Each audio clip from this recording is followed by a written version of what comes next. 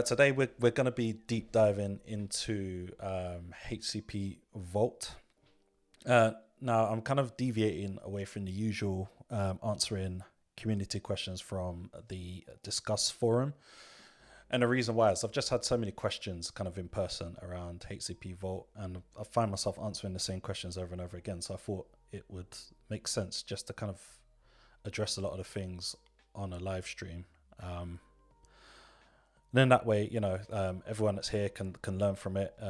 If you didn't already know certain things, and anyone that's not here can refer back to this live stream in future to do that. So HCP Vault, it's the new hotness in the HashiCorp land, I guess. It's the latest thing that we've released. I appreciate the follow. Is it Gably? Amazing. Thank you very much for joining. Really, really appreciate it. Yeah, so I mean, like I say, HCP Vault is the new hotness, right? It's what we're doing at HashiCorp at the moment. Now we have the HashiCorp Cloud Platform, which originally launched with Console as a managed service, and now we've expanded that to Vault. So let's just kind of talk about the value proposition of why you'd want to use something like HCP Vault. So I've come from a background of I'm a cloud consultant, right? So I used to pretty much go around to my customer sites, helping them extract maximum value from the cloud. So that would be things like decreasing their cloud spend, increasing their security, helping them shift their mindset from, very rigid security boundaries to more dynamic security boundaries. When you start to move into a cloud operating model and you have things like the shared responsibility model. So this is quite a big learning curve for a lot of my clients, right? And part of what I used to do was to help them with the security part was to implement Vault, right? It's just kind of how I came to be at HashiCorp. Now, in terms of hosting your own Vault clusters, it has some complexities that it's worth kind of addressing and mentioning, right? So firstly, you go through the rigmarole of deploying the infrastructure that you're going to host Vault on. So that's a task in itself. Then you're going to need to get the binaries onto that and make sure that the binaries are the exact same version if you're clustering and all that kind of stuff there. And then once you're at that point where you now have your infrastructure, you have Vault itself, now what you're going to want to do is go through the initial configuration of it. So the first thing you want to do is you're going to have to initialize Vault, which is going to give you some unsealed keys, right? So managing those unsealed keys is, you can call it an overhead. So, I mean, some companies that I worked in, they would literally distribute these unsealed keys to trusted operators. And where it becomes a big support overhead is we have this concept of sealing in Vault. So when you first start up a Vault server, it comes up in a sealed state.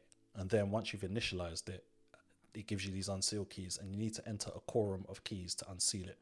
So by default, the behavior is it would give you 5 unsealed keys, and you would need any 3 of those 5 unsealed keys to unseal it, right? But then what would happen is if you have server restarts, then when it comes back up as sealed again. So every time you would need to enter these unsealed keys. So that is a challenge, because it's not too bad if, it's during the day, you're all in the office, and then, the server's gone down, it's come back again. All right, can you enter your unsealed key? I'll do mine, and can you do yours? Where it's a challenge is when you have server restarts in the middle of a night. And then what you have to do is you now have to wake up on-call engineers, and it's 3 of them, if you're going by the default behavior, to enter their unsealed keys, right? So that's the first thing that's quite challenging there. Secondly, if you're hosting your own Vault, you have to patch the operating system, right? You're going to have to do your monthly upgrades on that, or whatever it is that your security posture requires, right? But either way, that's a task. And, sometimes when you're doing these operating system patching, you're going to have to restart the server, right? And again, you restart the server, just like we've mentioned, you're going to have to enter your unsealed keys again. That's mainly if you're on bare metal, if you're on VMs. It's a little bit different if you're doing things in containers. Then the other complexity you have is like binary upgrades. So, let's just say that you are on 1.4 or something like that of Vault, and you now need to get from 1.4 to 1.7 because you want to take advantage of a newly released feature. There's a process to have to go through that, right? And it's quite tedious trying to go through the whole upgrading of the binary itself. Huge overhead. And then obviously you're responsible for ensuring the uptime of Vault itself. If your applications are reliant on reading secrets from Vault to be able to function, then you have to realize that Vault being down for any period of time could cause downtime in your actual core application, which can affect your customers, which in turn can affect your revenue. So, you're going to have to make sure that you have some kind of high availability in there. And even then you have like sort of disaster scenarios that you're going to need to plan for, the scope of which will differ from one organization to the next. And the next thing you got is the root token. So I mentioned when you first initialize a Vault server, it gives you a bunch of unsealed keys. This is true, but it also gives you a root token. And that root token is, it's a highly privileged token. It allows you to do anything on the server. And the idea behind this token is you get it as an operator so that you can configure the Vault server as per your requirements. And then when you've done that, you are supposed to dispose of that. So you can destroy a root token because there is a mechanism to regenerate it if required, right? So, you have this complexity of you've got the root token now, you've set up your server now, you've destroyed it. But who knows how to generate this thing? And to generate it, you actually need, again, the unsealed keys. You need a quorum of people to be able to generate that to get the root token back. So it becomes a little bit of an overhead in certain scenarios where you kind of need it really, really quickly, especially out of hours, right? So, I mean, like in general, I'm just painting a picture here. It's a huge overhead. And then on top of all of that, you just have to think, we've got the HashiCorp Vault certification, which is out at the moment. I'm actually part of a team that's developing the next level up of that exam. So the skills are wide. They're getting sort of a bit more exposure out there. More people are obtaining these skills, and it's becoming a bit easier to hire in these skill sets. But back when I was doing this as a consultant, there weren't many of us doing this, and because of that, we could, it's expensive to hire someone like me to come in and set these things up and maintain it and manage it, So it's like I say, it's just a huge overhead. So for a long time, hey James, thanks for joining. How you doing? Hope you had a good birthday last week. So I've always had a dream of what if we could have a managed solution of this. It was actually one of my business ideas, but I kind of failed on the implementation of it. But thankfully, I joined HashiCorp, who have not failed on the implementation of it. So the vision for me, what I always looked for, is a managed SaaS offering where a lot of these complexities are managed for me by HashiCorp in this case, right? So I'm a developer, I'm a DevOps engineer, I'm a systems administrator, whatever my technical actor is, just give me an API that I can interface with. That's all I'm concerned about.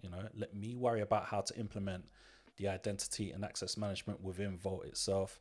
Let me worry about exactly what secrets engines that we need to configure and all that. But in terms of keeping it highly available, in terms of managing the patching, the binary upgrades, the unsealed keys, all of that stuff there, I don't really want to have to care about any of that, right? So that was always my vision. And then now we have HCP Vault, which has kind of realized my vision to some degree, right?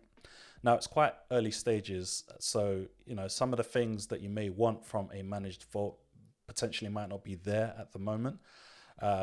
But this is the point of doing sessions like this, is just to kind of teach you the things that I've learned about it so far. And then if you have questions or you have things that you think it should be able to do, then these are conversations we can have. We can start to open up GitHub issues and see what's possible to expand the functionality of the platform. So now we kind of have a high level of what HCP Vault is. Let's just kind of look at the concept behind how it works.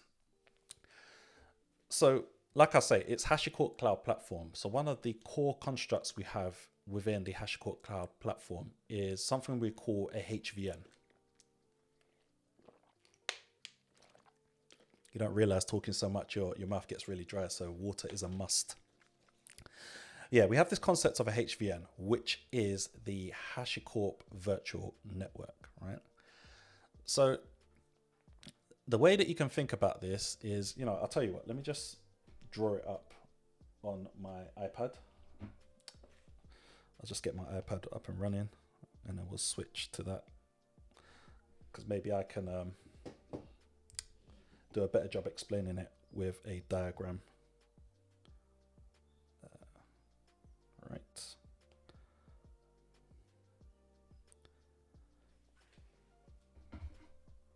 Okay, we'll switch.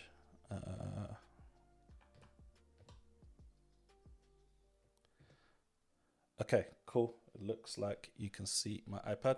Right, so think about HCP itself as the control plane, right? So you have HCP up here, right? And this is the control plane. So within that control plane, you have a HashiCorp virtual network, right? So we'll call that a HVN. So a HVN is the same as a VNet in Azure.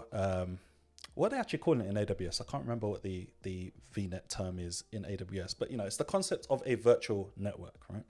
It's just on the HashiCorp Cloud Platform. This is our version of it, right?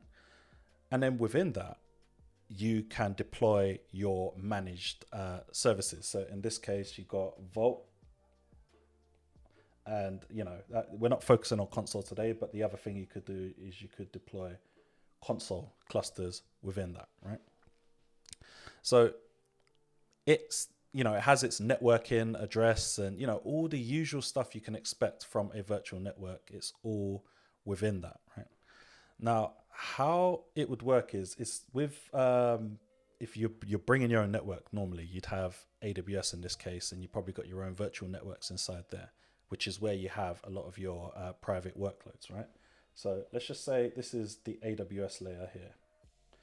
And then you have your virtual networks inside there, and maybe some subnets and so on and so forth. And then inside these things, you have workloads, right?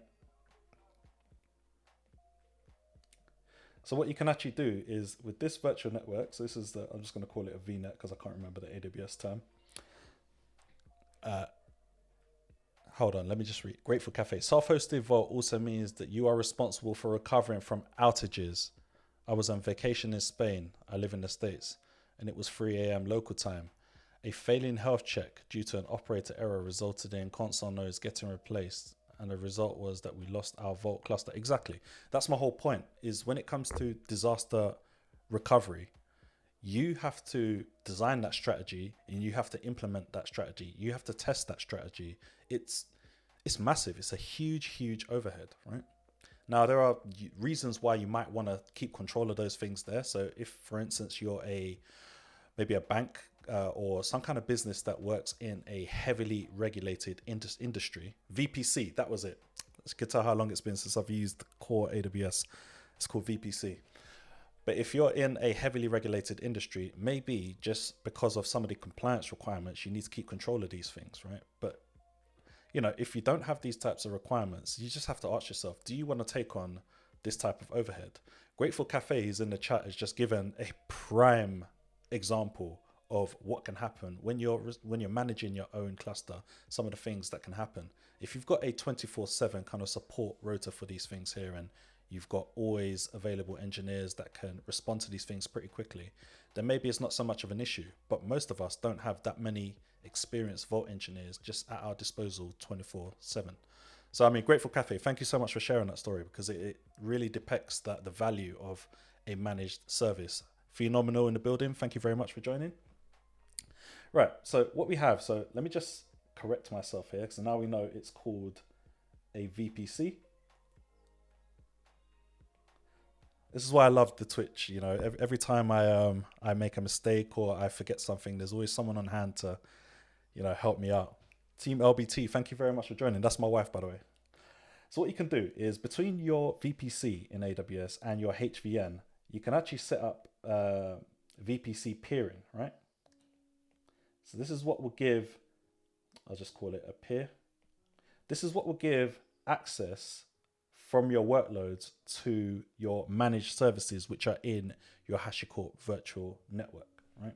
So that way you don't have to have your HVN publicly accessible on the internet, right? That said, that's the production model that you can deploy. But we also have the ability to put it on a public internet, which is not advised for production. But if you're like me, you're a developer, and sometimes you just need a vault just to interact with, just to try out something, or you want to test a workflow or something like that, and you don't want to go through the song and dance of going through some kind of VPN or anything like that. You just need something which is not for production on a public internet. You can actually do that, but I think you can only do that with the developer SKU, which we'll talk about the SKUs in a bit more detail as we go on. But this is the general concept of it. So what you have is the services here. You literally have push button deployment of that. You can literally click a button and then, it takes some time for a Vault cluster to come up, but you'll have a Vault cluster, and then you'll be given all the access information, and you can access it. If it's like on a public internet, for example, you can just go to the URL and access it. If it's in the private HVN where you're peering it, then you would go through your usual access routes. So maybe you're going to use the VPN or whatever it is.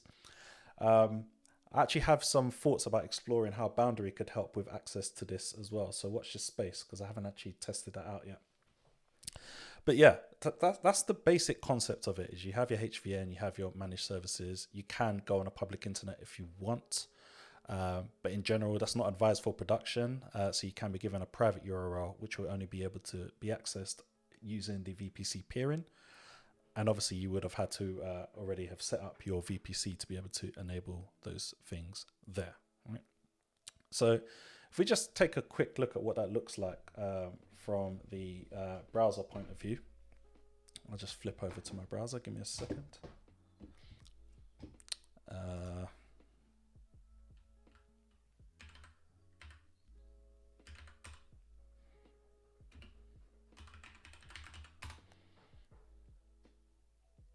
Okay.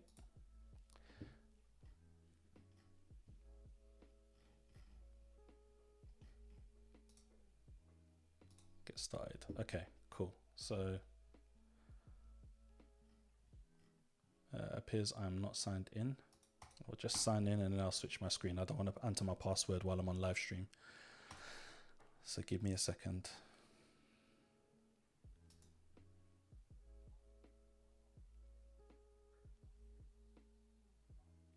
Okay. Right, okay, cool. I will switch my screen now. Okay, so here, this is, when you set up your organization on the HashiCorp Cloud Platform. When I say set up your organization, pretty much all you're doing is signing up for it. Before I continue, I have a comment which looks useful. So from Guy Blee, Rob, don't forget security groups for the VPC peering. That caught me out for an hour while I was playing around with it. Very true. Very, very true. Correct me if I'm wrong, Guy Blee, but is there documentation that kind of sets out the VPC requirements before you can do peering? I haven't actually looked for it. If you are aware of any documentation, please feel free to share the links in the chat. This will be really useful for anyone that's going to embark on this. I mean, for myself personally, because I've been messing around with it from a developer's perspective, I haven't really been doing the whole VPC peering. So I can't honestly say I've looked for any documentation for that. But now you just mentioned that gotcha, which is a great one. Yeah, if you do have any links for any docs that kind of specify these requirements or prerequisites, shall I say, please feel free to post it in the chat. It'll be beneficial to everyone that's here. So like I say here, you're just greeted with the home screen, and we have a HashiCorp virtual network. So I can easily create another network. I'm not going to bother doing that because I already have one here. And as you can see, at the moment, HCP is on AWS. I believe there are plans to expand it to other cloud providers in the future at some point. But at the moment, it's AWS, which is why we have a specification for what the HVN is on, right? And now you have that. It's literally a push button deployment. So if I head over to Vault, you could literally just create cluster. You would type in the name of this cluster. So I could just put, I don't know, live demo or something like that if I wanted. And then we have different SKUs, right? So we've got the development SKU, which still gives you Vault Enterprise, but it is a single node cluster, and it does give you monitoring, right?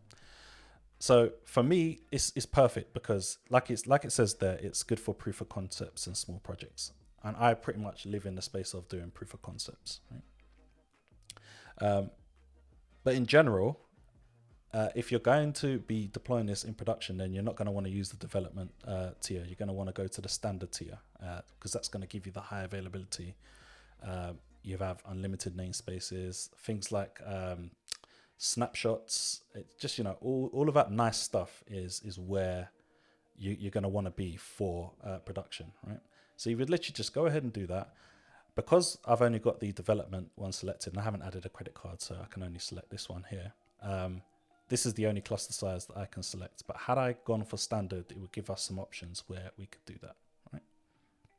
And if we scroll a bit further down, this is where we talk about whether your Vault will be able to be accessed from the public internet or whether you're going to have to use VPC peering.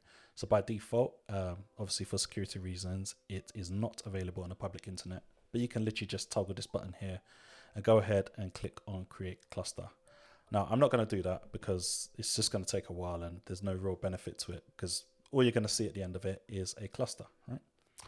However, here is one that I made earlier, right? Just like Blue Peter, anyone that's around about my age from the UK that used to watch Blue Peter will probably recognize that catchphrase there, right? Before I continue, I see another comment which looks like it might be useful. If you're having HCP Vault role dynamic DB credentials, you'll need to enable access from your HashiCorp Cloud Platform Vault to your database. So you want VPC peering. Exactly. And that's part of the reason why when I say for production, you have security, obviously, but then again, who wants to put their database on a public internet? It's just not something that's commonly done. So you normally would have some kind of private network and you're going to need to configure that peering. So like I say, I mean, if you're just messing around like me, I tend to use like databases on my local machine, which can call out to the internet. So it's, you know, just for a proof of concept is perfectly fine.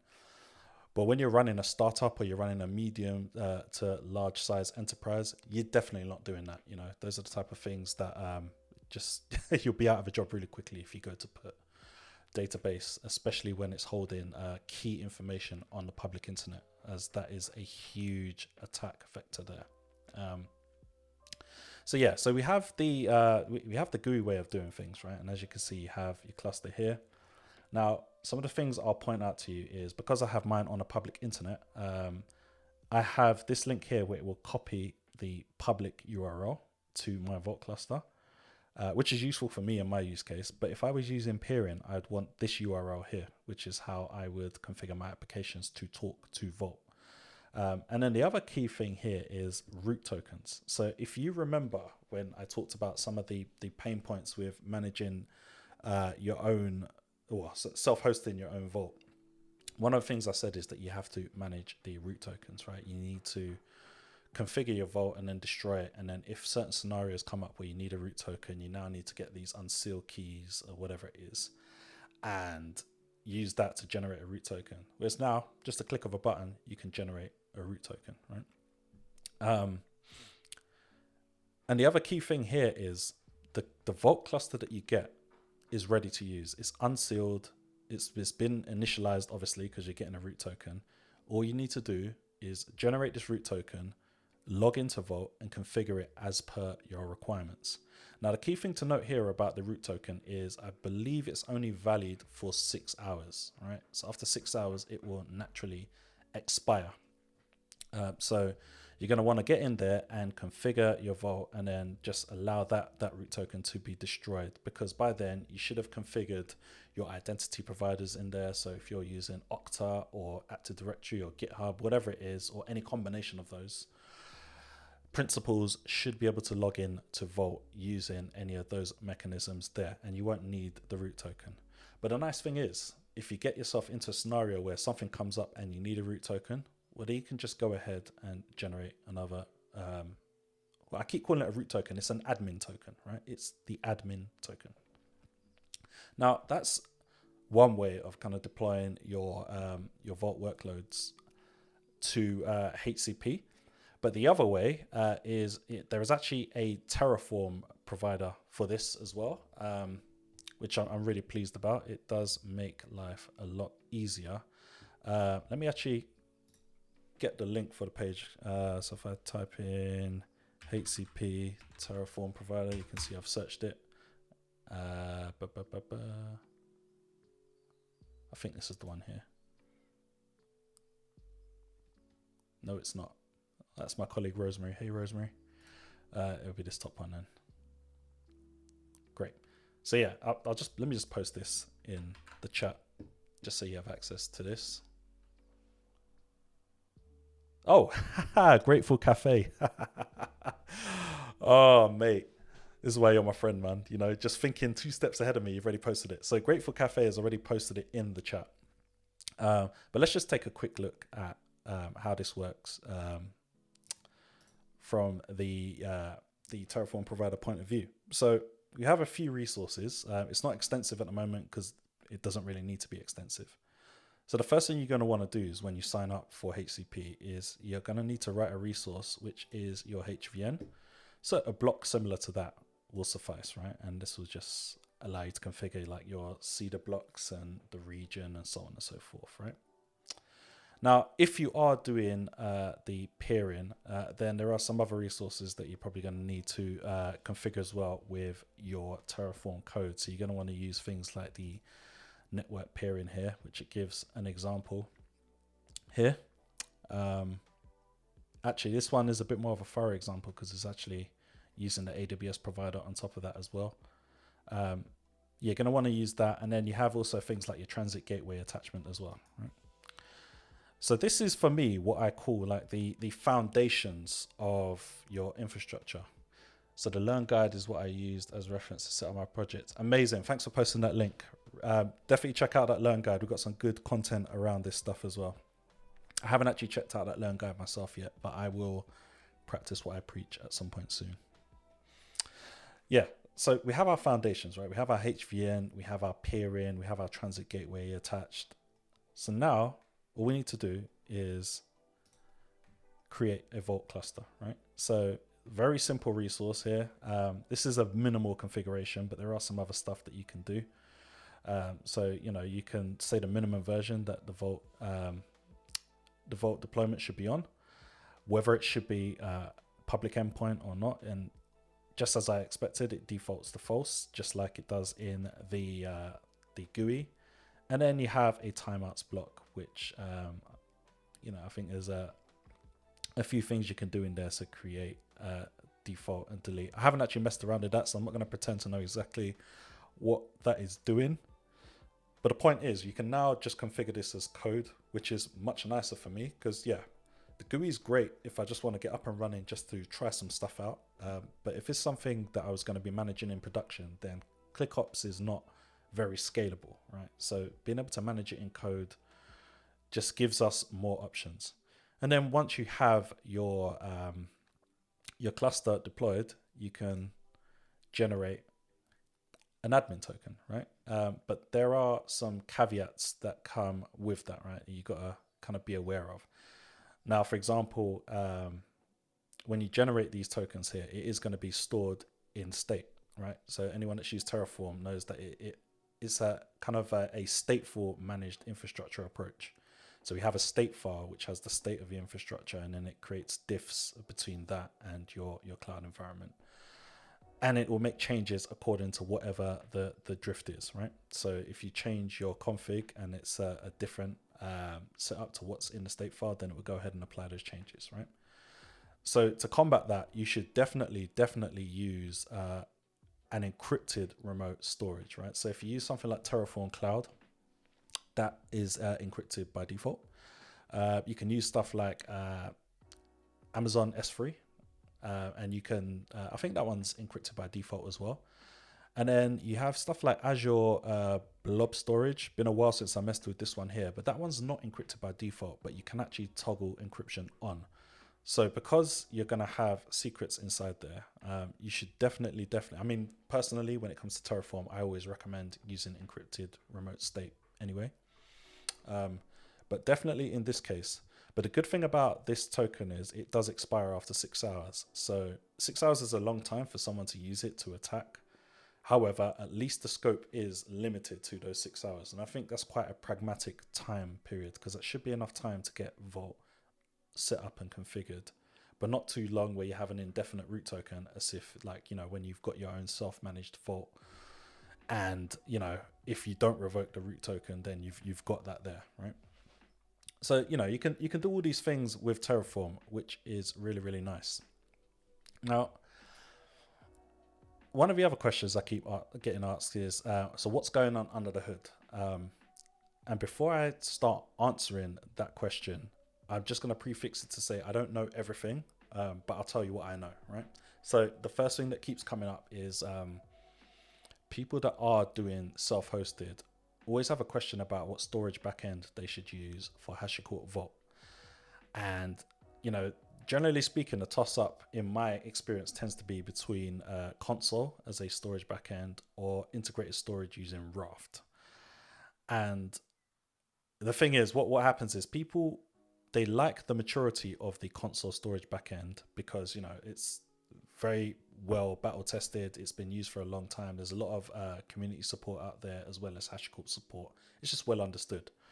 Whereas Raft is a bit newer, right? So it's not going to have as much expertise in how to manage these things. But on the flip side, having console as a storage backend means you now have another clustered system that you're going to need to manage. So all the complexities that we talked about with Vault, well, some of them anyway, are going to translate to console as well. So you are going to have to manage the patching of the operating system, and then you're going to have to manage the binary upgrades and so on and so forth, right? So, you know, some people don't want to take on the extra responsibility of managing a separate system, which is just going to install the encrypted data from Vault. So this is where Raft comes in, right? So the answer to that is that the storage backend that we're using for HCP is actually Raft. So, you know, it's something we're pushing out there. Clearly, if we're putting out a managed offering and we're using that, it shows how much we believe in it as a company as well. So Raft for me is it's less complex, right? I get that it's less mature, but, you know, there's a lot of work that's gone into maturing that. If you look at the recent 1.7 release, there's been a lot of things added into that to bring it up to the maturity levels of console, and our teams are working really hard to just keep bridging that gap. But clearly we believe in it.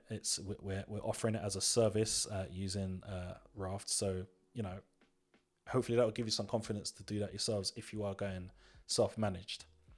Now, secondly, the other question that I've had is, are we using Kubernetes, for example, to schedule and run the Vault clusters? And the answer is no. I believe we are using Amazon EC2 instances under the hood. Obviously, we're just on AWS at the moment. As we expand to other clouds, then obviously we'll be using whatever their flavor of virtual machines would be, right? And I think in terms of putting out a managed offering, it's probably the smartest way to go in terms of virtual workloads.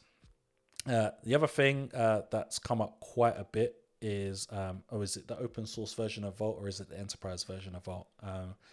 And I think you'll be pleased to hear that it's the enterprise version of Vault, which is good because I think it's a bit more inclusive, right?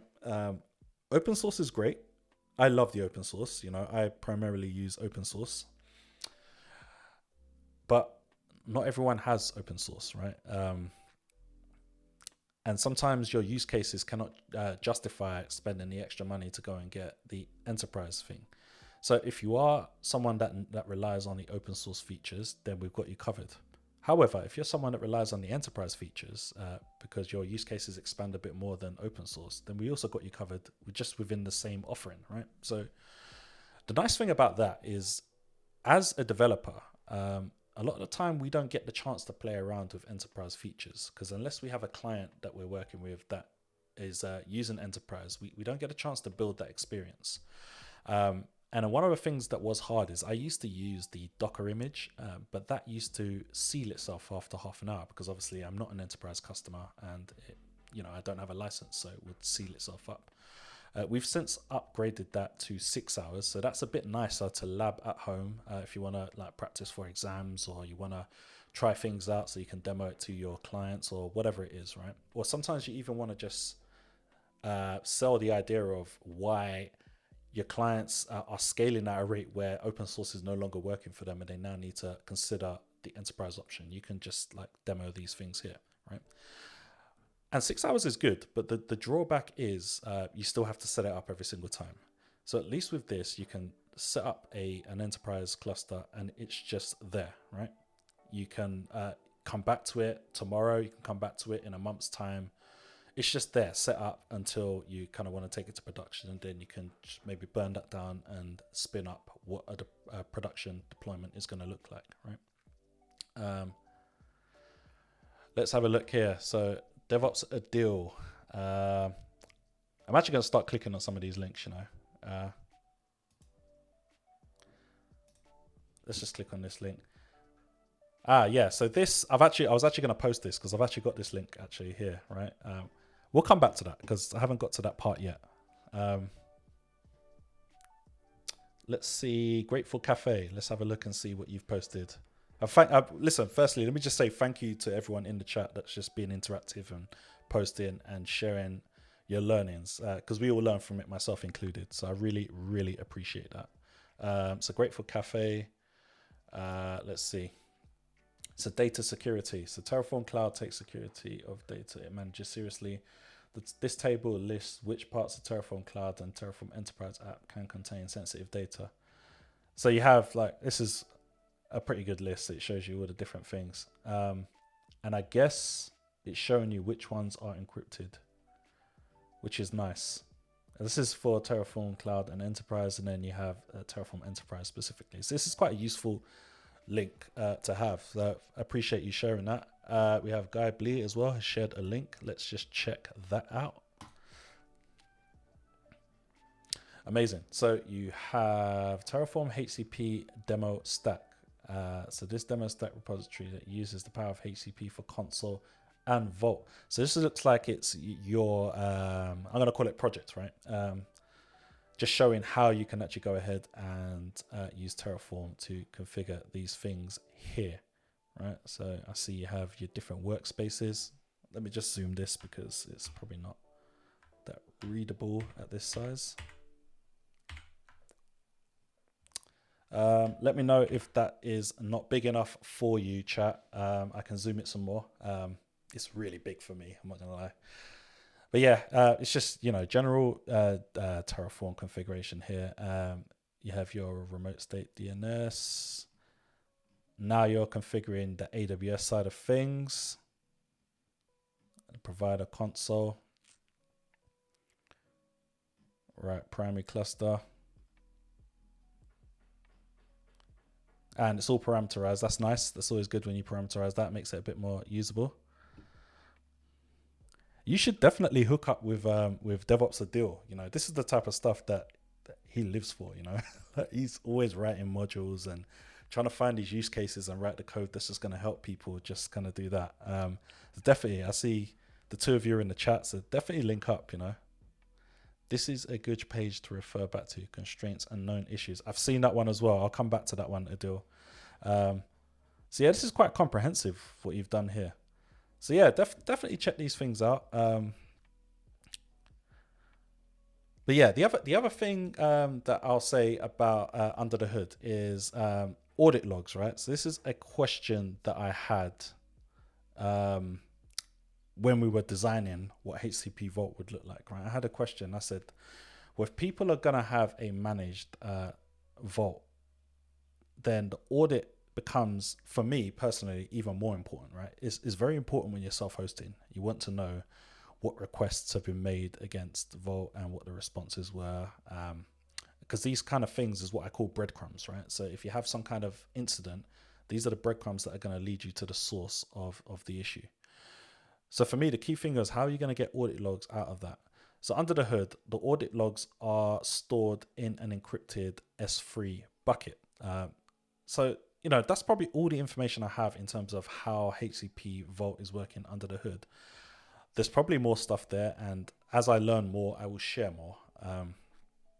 But we can kind of move on a little bit because there's another good question that came up. And this was actually a friend of mine that asked this question here, which was around about the shared responsibility model, right? So the question was along the lines of, well, we're moving into the realms of almost being a cloud provider, right? And if we're going to be doing that, then the roles and responsibilities are not so straightforward as when you're self-hosting, right? When you're self-hosting, you have your own data centers or you have your own firewalls, and perimeters are very clear to see. Even your IP addressing is probably a lot more predictable. But now what's happening is you are sharing that responsibility with us at HashiCorp, right? So what is the shared responsibility model for something like HCP? Now, I'm told that a shared responsibility model document is in the process of being constructed at the moment. So there's nothing yet, but it's going to be published in due course. I can't commit to any timescales for that. But in general, some of the things that HashiCorp is responsible in terms of this shared responsibility, if you like, is encrypting Vault's data, right? That's our responsibility to do that. So anytime you pop something in Vault, it's for us to make sure that when it's stored encrypted, right? Things like snapshots, which we touched on before. So we have to manage the lifecycle of snapshots. We have to take the snapshots. We have to keep the snapshots for the certain retention period, and we have to, just manage the entire lifecycle of the snapshots. You've already seen this, not specifically a demo, but root token generation, right? So, like I say, it's not actually a root token. It's what we're calling it is an admin token. But anytime you need that, you can actually go to the control plane, which I'm going to call it, and you can just, for a click of a button, just generate that, or within your Terraform code, you can generate that as well, right? The other thing is, I mentioned it before, when you deploy your Vault cluster, it comes up unsealed, it's all initialized and everything like that. So HashiCorp are responsible for the unsealing part of this, right? And then you've got some general cluster hardening things. Now this list is quite extensive, so I'm not going to go through everything. I'll just mention some highlights there, right? So in general, when you deploy Vault, it's always a really, really good idea to use TLS, right? You want to make sure that it's end-to-end encrypted using TLS. So HashiCorp is responsible for doing that. We also make sure that all our deployments are single tenanted, right? So we're not sharing it with any other workloads. So it's just going to be the Vault binary running, right? We also manage the firewall restrictions. So pretty much we're only allowing access via port 8200 by default. You cannot SSH to the underlying infrastructure. All of that is disabled, right? It's as secure as we can make it. We also take care of things like the system patching. So like I say, this is one of the main benefits of having a managed offering. So we'll patch the OS on a monthly basis. You don't have to worry about downtime or any of that management overhead. We'll take care of that for you. And the same with Vault upgrades as well. So, at the moment we're on 1.7. I can't remember what the minor version is. The day that 1.8 comes out, we will take care of the upgrade path for you, so you don't have to worry about that. What I'll actually do is I'll post a link in the chat, which has more thorough list than what I've just explained, because otherwise I'll be here for ages talking through it. But there's a lot of things that we are taking care of, right? Another question that came up is how does support work, right? So I guess the person that asked me this is an open source practitioner. So I guess they're not used to support in that sense, right? Unless it's a bug, which they would go to GitHub and report via our bug reporting workflow there. They are not used to getting sort of support that maybe enterprise customers will get. But this is a managed offering, right? So we do have a support model, right? So if something is not working how you expect it to work, you can raise a support ticket as a user of HCP Vault. I'll just post the link in chat of the page that you can go to do that. So this is really useful. You can just open a ticket there. And the next thing I'll say, I stand to be corrected on this, but from everything I've read and what I understand, I believe you can also purchase an additional support plan, which is going to be a bit more comprehensive. Maybe there are some SLAs and things that we would adhere to versus best effort support, right? So I think, let me just post this link in chat. If that's something, this is going to be for people that are going to be deploying production workloads into HCP. This is something you may want to explore. There's a bit more information about some of the different support plans that we have there. And I believe that this can be purchased for your HCP Vault workloads, right? So check that out. If you want to know more, there's a link to speak to someone from the sales department who can give you a bit more of a comprehensive breakdown of what your use case are, what your needs and business requirements are, and whether a specific support plan is a good fit for you or not. And then you can just kind of just take the conversation there, right? Now, the next thing I'll talk about is actually come up in the chat. I saw someone mention namespaces. Where was it? I did see it in the chat. Doesn't matter. I saw the word namespace, right? So because it's Enterprise Vault, you do get namespacing, right? So which is nice. You've got your vault, and now you can split it up per product if you like. So if you're an organization that has so many different applications that you create, you can sort of create separation of concerns by having different namespaces and, you know, enabling secrets engine per namespace and managing access and so on and so forth at a namespace level, right? Pro tip though, right? And I ran into this when I was writing some code for a proof of concepts I was doing late last week. You know, I was writing all this code and I kept getting permission denied every time I'd run it. And I was just like, well, what's going on? It should work. But remember, you don't have access to the root namespace, right? You're actually working in a namespace called admin. So if you're using Terraform, for example, just make sure when you set up your provider block, you actually add the namespace equals admin / to it, right? Secondly, if you're using an API, the same thing. In your header, you're going to have to add the, you're going to have to add the namespace definition within there. Otherwise, it's going to try and make the calls against the root namespace. And as you know, we don't have access to that, so you are going to get a permission denied. And I can't believe I was actually scratching my head for so long trying to figure out what that was, right? But it happened. So yeah, just make sure you update all of your API calls in your Terraform configuration to reflect that, right? But yeah, so namespaces is nice. If you've never really worked with namespaces, it gives you the chance. I view a namespace as like a mini vault, if you like. So if you had like a department, for example, that's like, yeah, we could do it with our own vault cluster. Rather than having the complexity of them having to set up their own vault deployment and configure it the way they want, you could just give them a namespace, because within that it's going to be totally separated to any other namespace. They can have their own secrets engines in there, they can have their own auth methods in there, you know, just they can be their vault, right? So that's the way to look at that. And you know, that's enterprise only, but the fact you're on HCP and it's all enterprise is great for us, right? We have a question from the chat. I'll see if I can answer. So Grateful Cafe, if I provision multiple HVNs, let's say in different regions, namespaces created under admin, under admin/admin.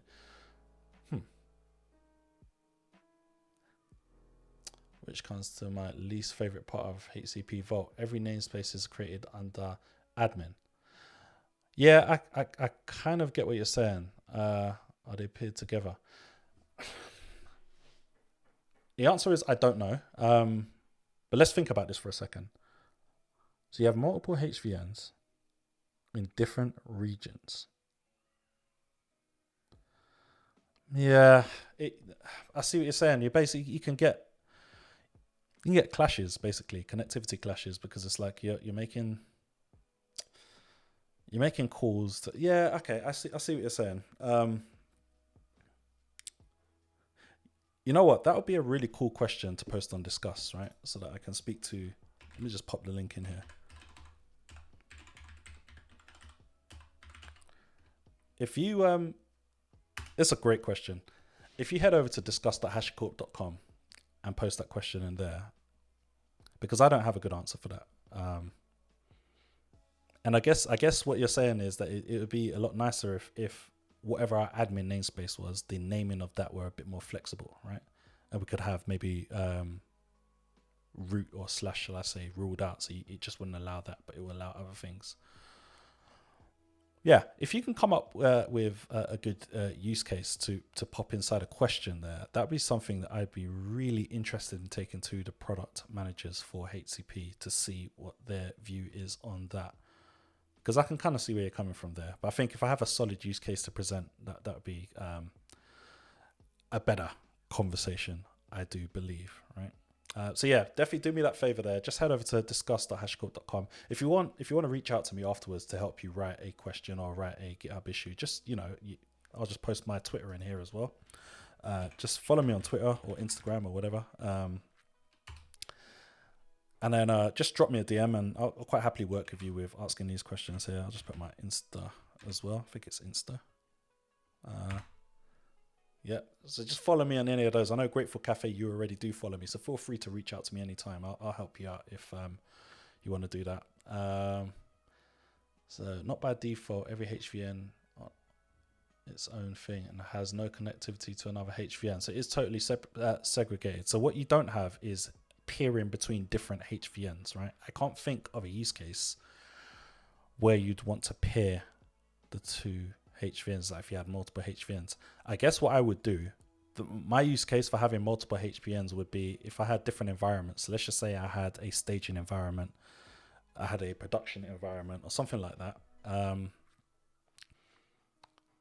That would be cool. But then the thing is, even in that use case there's no reason. I wouldn't want production data touching sort of development data, for example.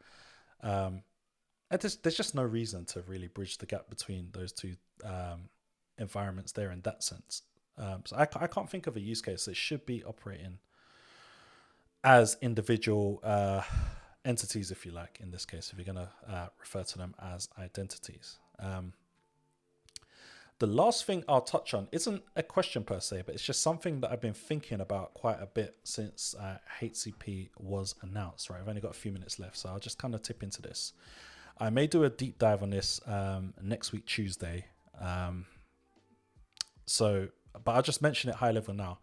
I've been thinking about, now we have HCP, especially for Vault. What does hybrid cloud look like for HCP, right? So some of the ideas that I came up with is, firstly, you have on-premise people. So people that are running open source or enterprise on-premise, right?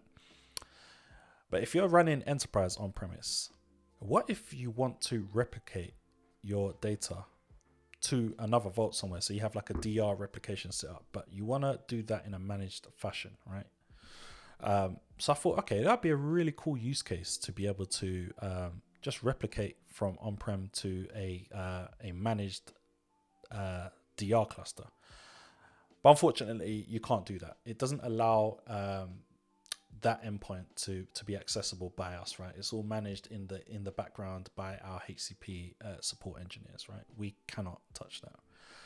The other thing I thought is actually it'd be really nice if you could have your on-prem deployment, but then maybe you want to set up performance replication in different regions, and you want to do something like maybe geographical load balancing. So a load balancer would point a workload to its nearest Vault cluster just for low latency kind of design. But again, you can't do that because it's the same type of endpoints that are restricted, right? You're not allowed to do that. I see a comment in the chat that I really want to come to because you're touching on something I've been thinking about a lot. I'll come back to you, Guybly. Give me a second.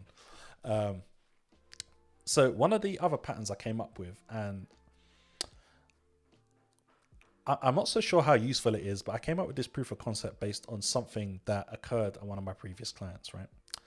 It's this idea of using your HCP Vault as your auto unsealer for your on-prem vault, right? So I had a customer who, for reasons I can't go into, didn't want to use AWS for auto unsealing because of some kind of commercial conflict of interest. I think they had some other kind of business reasons as to why they weren't allowed to go to some of the other major cloud providers and use their KMS as auto unseal mechanisms, right? Which is my demo kind of defeats the purpose of this, but I came up with it anyway, right? So the other option was, can we use a HSM, right, a hardware security module? And there were political reasons why they weren't prepared to do that. It was mainly around about who was going to own it, and it was a whole big discussion that was never really solved. So the only option that left on the table was to use the transit auto unseal. But as we know, with the transit auto unseal, it's a little bit tricky, right? Because you still have to manage the token for that unsealing vault, and that's going to have to be in the config somewhere. And then you have the vault cluster that's doing the unsealing. You're going to have to manage that as well. So that's an extra cluster you have to look after.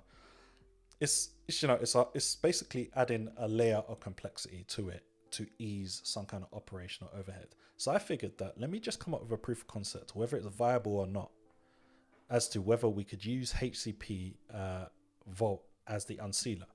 Because what it does for us is we don't now have to manage this other cluster, right? It's all managed for us by HashiCorp.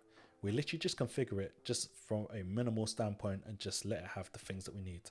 HashiCorp will make sure that it's always available. They'll make sure it's unsealed.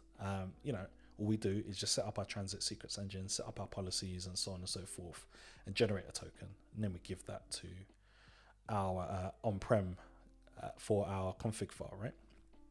So I've come up with that. We're at time, so I'm not going to demonstrate that to you today. So I probably will go through that next week. So that's what I'll do. I'll go through that demo next week, but I'll also look at what migration from on-prem to HCP Vault could look like, right?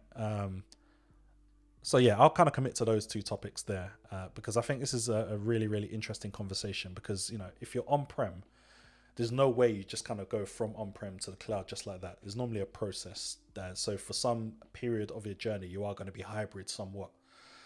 So I don't have the answers for that yet. So I've got a week to kind of figure out what that looks like. But I can kind of take my experience from migrating from on-prem to cloud in general and apply this here and see some of the things that are relevant and some of the things that are not. So we'll tackle those two things next week. But I just want to dive back into the chat before I close up because there were some really good comments in here that I wanted to address. Right. So I was thinking if for some reason HCP Vault was in one HVN and HCP console was another HVN and you wanted to mint dynamic console ACL. I see the use case now. It's going to need to be able to interact with console to be able to make the API calls to generate the ACL tokens. But yeah, I think Guy is absolutely correct. So that's what console service mesh is there to solve, right? So you should just have the client running there and it should be able to connect to it because now you don't have this network barrier, if you like. Console is just taking care of all the communication. So yeah, definitely. That's it. I'll just throw something else out there at the moment while we mention service mesh. And you don't have to put answers in the chat if you don't want to, but what do you think about this idea of using your service mesh as an identity provider for your applications? So imagine your applications are registered in something like console, for example, right? And it being registered in console means that you can now use that registration to authenticate with something like Vault to be able to obtain secrets according to whatever the role is that's specified, right?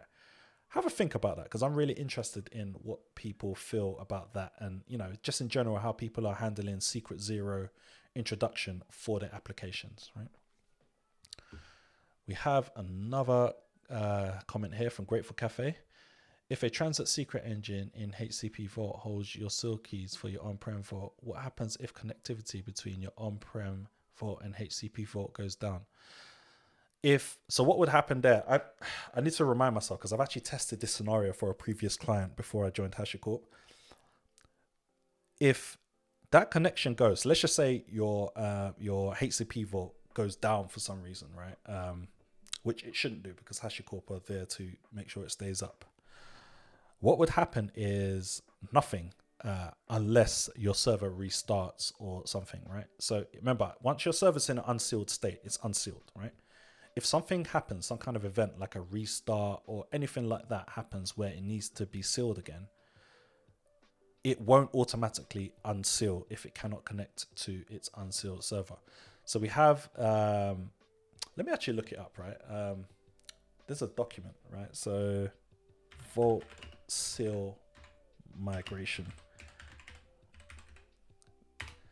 I think for open source, when it comes to migrating your seal mechanisms, it's a lot more flexible for open source than it is for enterprise. And I think that is to do with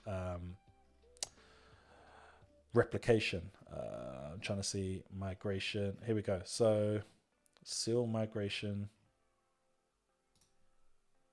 I think there might be some useful reading in this link I'm posting in the chat right now for you. Again, I mean, I love like making security accessible to developers and lowering the barrier to entry. So I always want to have these conversations. If you have thoughts or opinions or anything like that, just always reach out to me and let's have a chat. But just have a read of that link I've sent there. And, you know, if it sparks any more thoughts or you have any more questions or anything like that, reach out to me.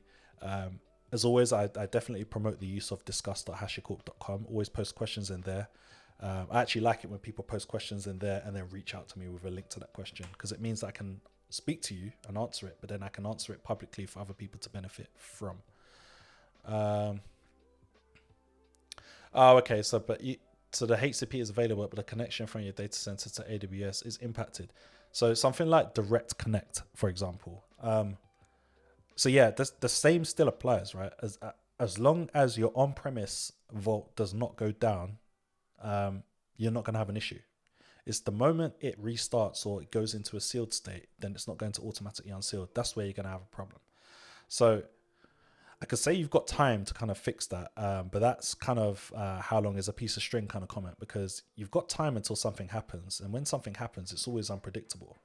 So yeah, in theory, you'd want to try and mitigate that. But I guess you could say if you had network issues and you couldn't connect to the public internet, for example, how would you use the cloud KMSs to auto-unseal? So I guess you could say the same thing for any of the auto-unseal mechanisms out there, with the exception of the HSM, right? If you're using an on-premise HSM in the same data center as your workloads, the only thing that would stop that is if you had like a local area network connectivity issue, which is fully within the realms of your control, right? So if Vault is unsealed, there's no impact, but this needs to be tested. Yeah, so exactly, Guy Bleed. Like I say, I've actually tested this for a customer, and that was the behavior that I experienced. I will actually look up my notes to see if I can actually share that. But yeah, that's pretty much how it works. So I reckon the impact rating would be the same as a VM availability to on-prem. Yeah, exactly. So console service identity is an auth method. It's not an auth method, but that's what I'm exploring at the moment. Grateful Cafe. I'm exploring, because at the moment what we have is you write your applications, right? Your applications need to speak to Vault, right? And in order to speak to Vault, you need to give it some type of Vault token, right? And because you don't want to hard code that in there, you're doing other stuff like maybe you use an app role, and then you're hard coding a role ID in there, potentially, right? Some people are going as far as hard coding a secret ID and then using things like restrictions on the app role, so it can only come from a certain IP address and all that, which is okay for some workloads, but if you're using more dynamic workloads, that's it's not so straightforward. So now you have this issue of how do you get that that initial secret to authenticate with Vault into your application so that it can do the rest of the secrets management with a bit more ease, right? And then the other options, you have things like JOT tokens. But the issue with JOT is it can be kind of complicated to configure, right? And you know, I was actually doing some work with one of the Vault ecosystem engineers last night, one of the product managers. And in general, you still kind of have secret zero issues there, because if you need to sign your JOT with the private key of your JOT provider, your OIDC provider, you're going to need to authenticate with that provider somehow as well. So you still kind of got the same issue, but you're kicking it down the road. So I've just been thinking, if people trust their service mesh as the source of truth of their applications, you know, and the reason why I come to that conclusion is because in console, we have something called console intentions. And this is kind of the thing that controls what services are allowed to talk to each other and which ones are not, right? So it's almost like a firewall, if you like, right, between your services. So if people are using that as a security mechanism, then surely there's some type of trust there already. So how would you feel about using your service mesh, console in this case, as an identity provider? And if you felt comfortable with that, then that would equate to us having something like a console auth method, right? So this is just me. This is not a HashiCorp's position. This is just me thinking out aloud, just trying to solve this secret zero problem, or at least take steps towards what a solution looks like. We're not committed to doing anything in this space. It's just conversations I'm having internally and publicly as well, because I'm quite interested in what people think. But yeah, like you say, Adil, this is the $1 million question. But yeah, I'm glad to see I'm sparking thoughts. Anyone that has any opinions on this, please reach out to me and just share your thoughts on this. You know, any thoughts are good thoughts to me. You know, I just want to see where people's heads are at, what their challenges are, why they use particular auth methods at the moment, what is not working for them about those auth methods, and just basically what they wish they could do, right? So yeah, DevOps Adil says, yep, rightly so. Rob and I talked about this. In principle, Greenfield console comes before Vault, and Vault registers itself as a service. This is true. So all VMs would already be registered in console before it begins to interact with Vault. Again, true. And that was the perspective that you and I spoke about, Adil, right? We were thinking more Greenfield, right? It's when you start thinking about more brownfield environments, there's too many variables to really discuss that at the moment. We have to start simple. So that was kind of the assumptions that we made, right? I like it, console as an identity provider for your apps. So do I. I like the idea. I just don't know how realistic it is and how secure it is, right? I get people are trusted it. But I just want to explore why it's a good idea, and, you know, maybe why it's not so good an idea. I'm just trying to learn, you know. This is all a learning process, and I'm just learning in public and just speaking to people and trying to understand how they're doing things, right? Kind of like what Nomad does, but I think it would be a blur between the lines of Nomad and console too much. Yeah, fair. Wow, chat has been active. I've missed a lot. Sorry, I meant as an auth method, not. Okay, cool. But Nomad is introduced much after the application stack, starting from the bottom. I agree, right? So you're basically going to provision your infrastructure, right? So that's always going to be your first step, right? Now, as for whether you secure the infrastructure or you connect with that infrastructure, the two are kind of, for me, almost at the same level, right? Because when you talk about connecting infrastructure, that in itself is not just networking, but it's security, right?